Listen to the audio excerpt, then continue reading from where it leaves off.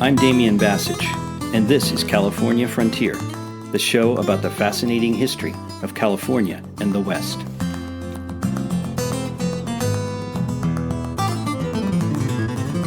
Well, hello everyone, and welcome to this episode. This time I am speaking with Dr. Marie Christine Duggan, who's been on the show before, and she's just a fascinating person, one of the smartest people I know. And we get into some really interesting discussions about the history of early California, especially when it was part of New Spain. And we talk about questions that I've had on my mind. For example, why the Spanish came up the California coast in 1602 and then didn't come back for another 160 years, almost 170 years. Why the Spanish, for example, were so fearful of the British that they decided to come and colonize Alta California. And also, we'll talk about the first global war, the first, I guess not world war, but something that we could call the first global war, and how the Russians managed to make their way into California. So that's all in the first half of this interview. I split it up into two, and this episode is the first half of the interview, and you will hear the second half later. So enjoy Dr. Marie Christine Duggan. Marie Christine Duggan, good to see you again, and good to talk with you. And you are in Mexico City, is my understanding, right? Yes, I am. Thank you, Damian, for inviting me onto the podcast, and thank you for what you do. And yes, I am live from Mexico City today. We work in the archives and meeting some Mexico City commercial historians to give me insights. So let's see. Why don't you bring us up to speed a little bit? Well, first of all, if any of our listeners haven't listened to the first couple of conversations we had, they should definitely go back, and I'll link to those and listen to them. But maybe just for a refresher, tell us a little bit about who you are and what you do. And then, we were going to talk about the research that you're working on and some interesting topics related to Alta California, related to California. Yes. Well, my name is Marie Christine Duggan. And in the United States, I would say I was raised in Berkeley, California, and I have a PhD in economics from the New School for Social Research. And I teach business management at Keene State College, which is part of the University System of New Hampshire. I've been there for 22 years, and I have 2 children. Now, if I were introducing myself in Mexico, I found that they want me to say something else. They want me to tell you my lineage. And then I would say, I am Marie Christine Duggan Conyers, Duggan being my father's side and Conyers being my mother's side. And my father was Joe Duggan, who was a French professor and then a complet professor at UC Berkeley, and later became the assistant director of graduate admissions. And my mother is Mary Kay Duggan. Well, they would say she's Mary Kay Conyers, right? Because you don't really lose your maiden name. And she is Conyers de Duggan. Yeah, that's right. But you don't actually use the day part so much. So I would actually, So anyway, she's from a German English heritage, and she also she's a retired UC Berkeley professor. She's trying to get her second book published. So I think about that a lot. And I was married. I'm divorced now. I was married to a Peruvian. So we could say Marie Christine Duggan Conyers de Hulga. And it's interesting. Like, I think about it because telling people you've taught for 22 years at a college in New Hampshire does tell them something about your life, right? But telling people something about who your parents were, your lineage, also gives you an image of who they are. And so from my parents, they both did work in archives. So and they did work in foreign languages. So I grew up thinking that true scholarship was in the archives in a foreign language. I kind of blend that with economics to do commercial history. Yeah, I feel the same. Well, for me, that's the way I feel because that's sort of what I do. Um, Looking in archives in a foreign language, mainly Spanish, right? Um, but yeah, it's interesting.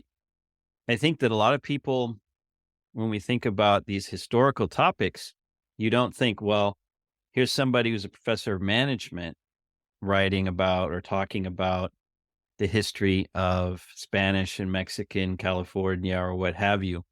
But you do, and I think that that's well, I like these things where that sort of break our typical ideas that we might have about knowledge and about who's doing what and where you can really learn from.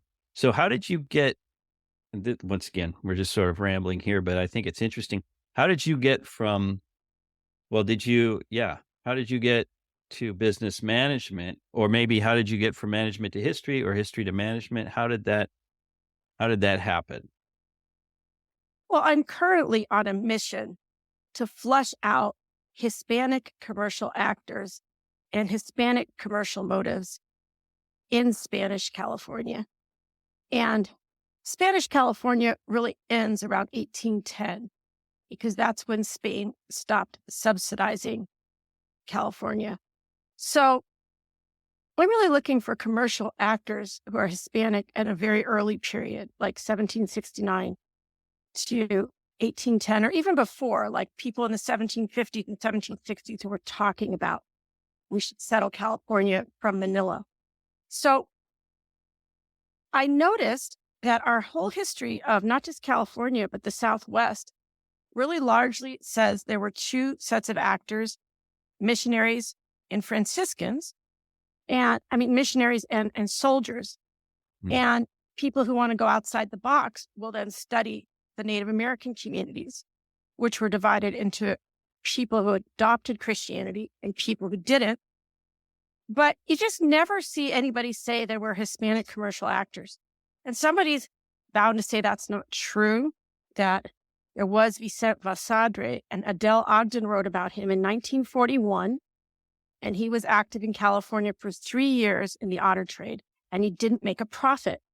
And she kind of concluded, well, these Hispanic actors just don't have what it takes, and the New Englanders are the brilliant entrepreneurs. And that's kind of silly because there were Hispanic actors in the Pacific Rim sailing every year, pretty much, sometimes more than one ship between Manila and Acapulco, and they always passed California.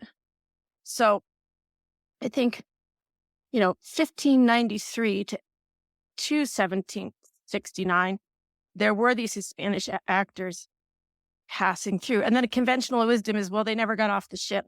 Well, that's just not really how it works. When you're sailing, your mast breaks, you run out of water, you tried to trade on the side.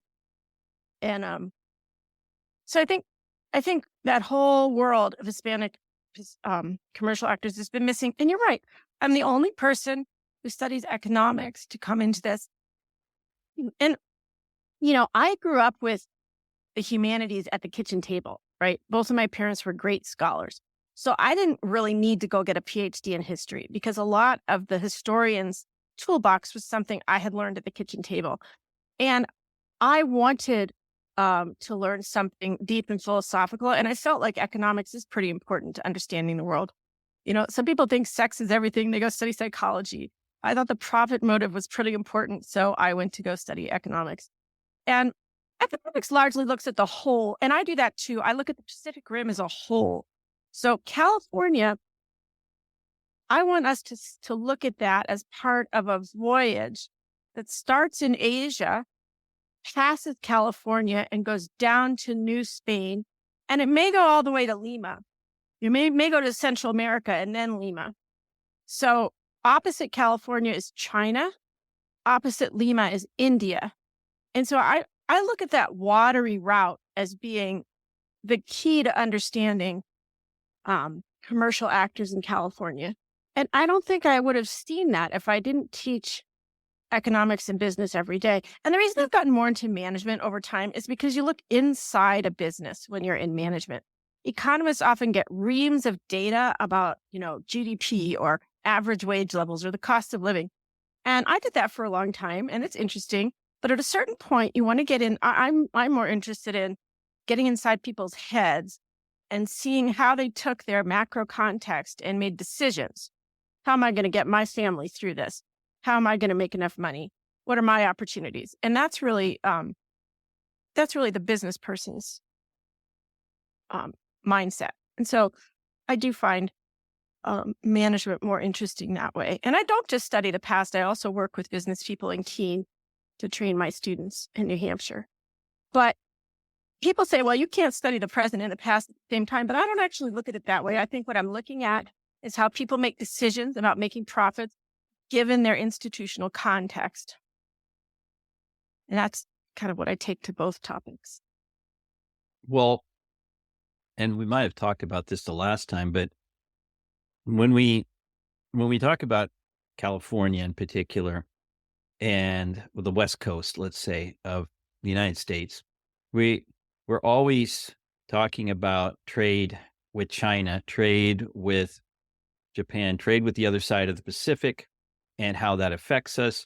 Well, it affects the whole country, the relationships with China, trade routes, supply. I mean, for the last 3 years, we've dealt with supply chain issues and what it means when the ports are blocked up or ships can't get in. And if you don't know that context, you may think, well, this is this new world that we're dealing with, or this new economic reality that we're dealing with. And instead, talking to you and reading the things that you write, understand that no, this has been the reality of trade, of life, at least on the Pacific, for the last 200 to 300 years. Right. I mean, really 500 years. Mhm. And I was at a conference once where somebody got up and talked about the Black Panthers. And I find the Black Panthers fascinating, because I grew up in the 70s in Berkeley. But the Asian American woman who followed her got up and said, well, the Asian impact on California hasn't been nearly as big as the Black Panthers. And that's just actually not true at all. The Asian impact on California has been huge. The crew of the ships in California in this, Spain settled California in 1769. But the crew on the ships with the Manila Galleon starting in 1593 were Filipino. And they were often Filipino on the ships afterwards. In fact, in 1779, word got out in Manila that if you joined the San Blas Navy, you would go up to California and collect otter hides. And they were worth a ton of money in Asia. And so a lot of Filipinos were signing up to work for the San Blas Navy because I don't think their wages were very high. I mean, I'm guessing you could probably double your monthly wage with one otter hide if you were a Filipino crew member on one of those ships. So by the San Blas Navy, you mean the Spanish ships leaving out of the port of San Blas to go and make that route to the Far East and back? Well, let's talk about that a minute. Yeah. The San Blas Navy. And I think we have to start off by making this distinction between England and New England and Spain and New Spain. Because we do often talk about the Spanish. And I think when I grew up in California, I certainly didn't understand the difference between the Spanish and people from Mexico City. Now, I'm not going to call that place Mexico because in the time period we're looking at it, it was New Spain, and the term Mexico meant Mexico City. And I know we all understand pretty well that England and New England got in a war in the 1770s. So we should understand that Spain and New Spain were separate countries that often had disputes, right? But So in 1768, it was actually Spain, the crown, that decided to establish a port on the west coast of New Spain. And they probably did it because the British had just occupied Manila for 2 years. And it had come up that the Spanish crown did not have a single naval base on the American Pacific. A lot of people said, well, they'll take Manila. Next thing you know, the British will be in California. Next thing you'll know, they'll be selling British cottons up and down because the British held India and India produced cotton. And they'll be selling it to everybody and we'll lose our market.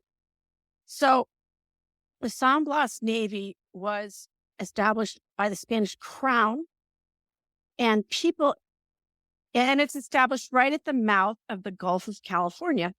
So I know a lot of listeners have been to Los Cabos and, at the tip of Baja California, and the San Blas is basically opposite Los Cabos on the mainland of New Spain. And I like to call this whole region the Greater West.